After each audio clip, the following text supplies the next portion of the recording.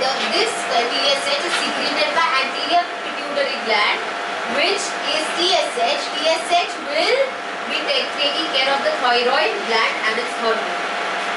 Okay, next up we have is ACTH. ACTH stands for adrenocorticotropic hormone. इसका full form पूछा जाता है, ठीक है? ACTH का फुल फॉर्म पूछा ही जाता है. You will have to remember adrenocorticotropic hormone. Okay? Adrenocorticotropic hormone regulates the activity of adrenal cortex. तुमको समझ आ रहा है ना क्या बोल रही हूँ? Yes. ये जो है ना, ये सीक्रेट कर रहा है ACTH. ACTH किसके पास जाएगा? adrenal cortex के पास, और उसको सिर्फ कमांड करेगा whether it has to secrete the hormone or not.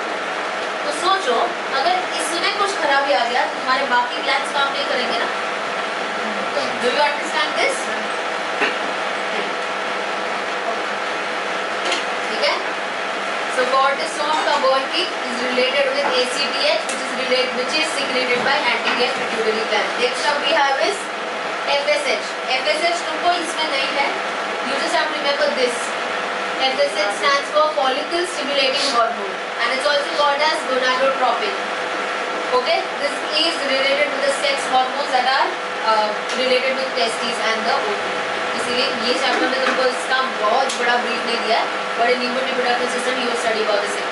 अभी के लिए सिर्फ इतना याद रखो, FSH stands for follicle stimulating hormone. Okay, next up we have is LH. LH is again also luteinizing hormone, that is one of the sex hormones. तो वो अभी नहीं करेंगे. नेक्स्ट अब वी हैव इज ये GH. GH stands for growth hormone. ये सबसे main है, इसलिए इसको हम करेंगे अच्छे से. The growth hormone is related with the growth of an individual. तो अगर तुम देखते हो कि तुम्हारा हाइट में स्पर्ट आता है ना एक लेवल पे, during adolescent there is a spurt in height that you see when an individual achieves a greater height, tallness आता है. वो क्यों आ रहा है? Because the GH is secreted and it is stimulated much. तुम्हारा जो growth होता है, also the uniform growth that you see from a child to an adolescent to an adult, the uniform growth होता है, वो किसकी वजह से होता है? growth hormone की वजह से. अगर इस growth hormone में कुछ गड़बड़ी हो गया, तो it results in something like that.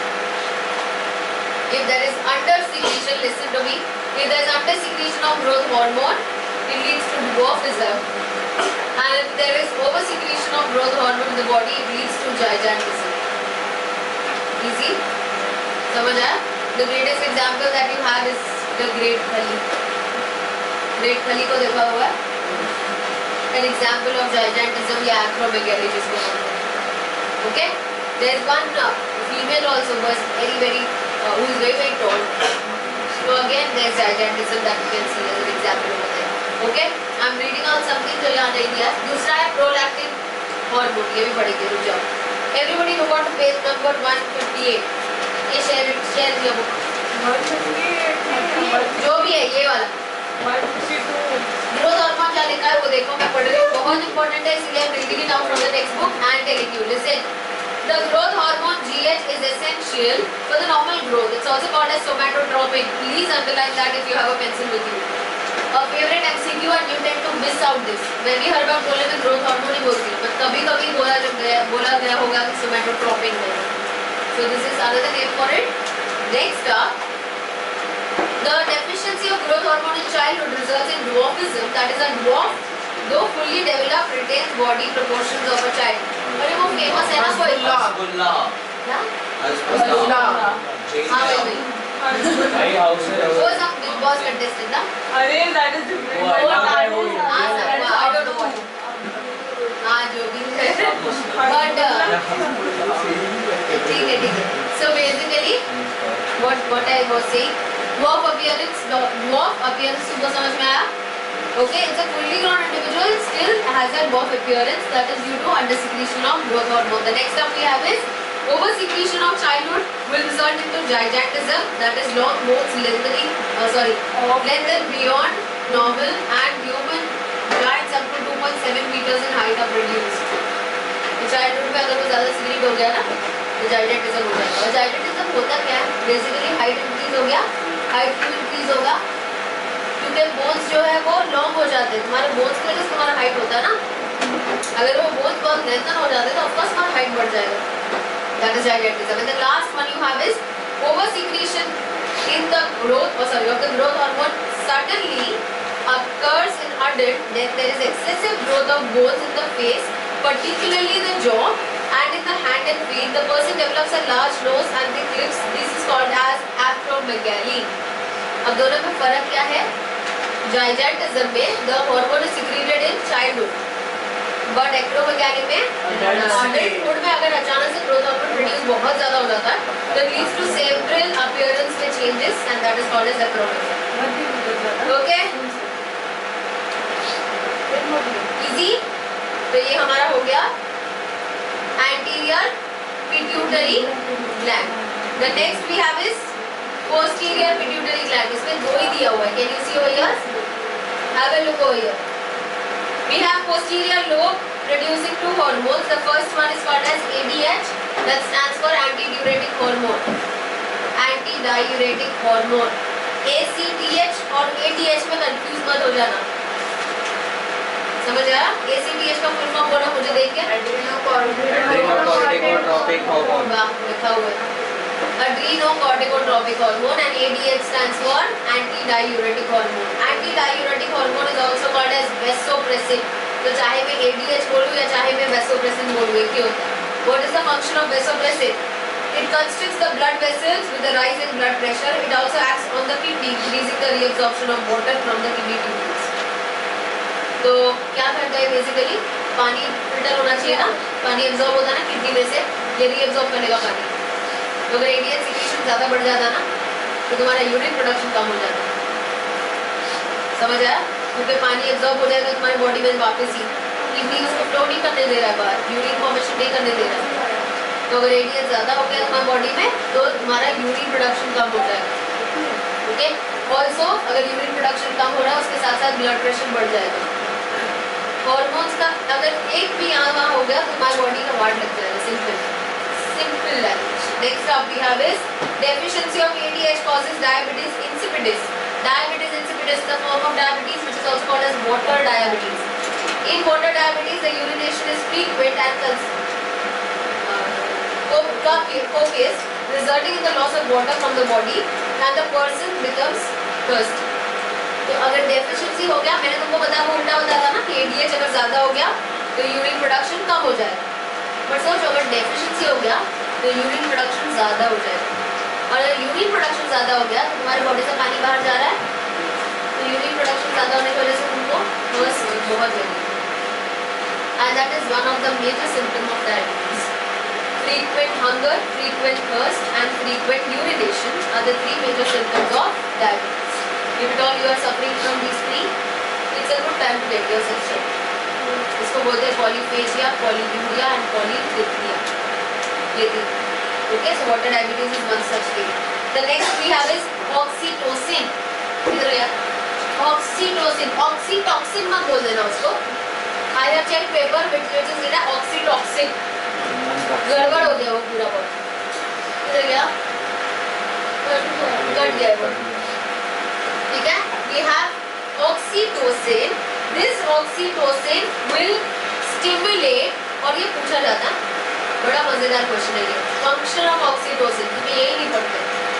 इसका फंक्शन देखो. It stimulates rigorous contraction of uterus in pregnant mother, leading to the birth of the baby. It stimulates milk ejection also. So this works during pregnancy.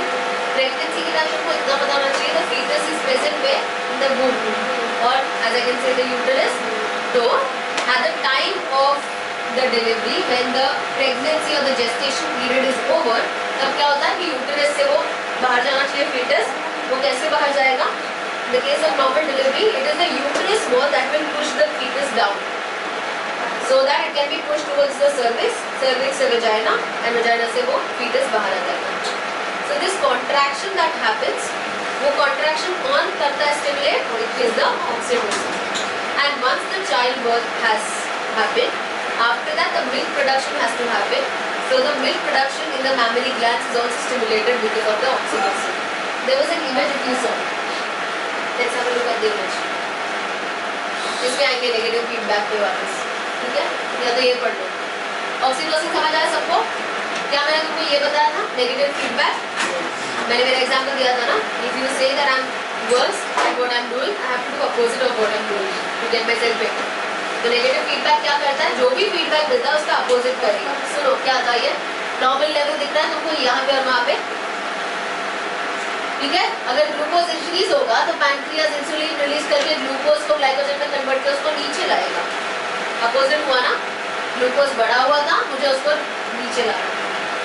In this case अगर glucose increase हो गया है तो pancreas insulin produce करके liver में convert करके उसको क्या करेगा?